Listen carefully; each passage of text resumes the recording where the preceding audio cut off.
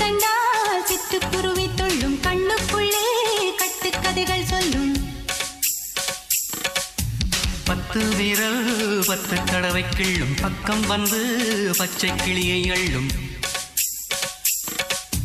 ராகங்களை கூறும் நல்ல ரசிகனையா நீதான்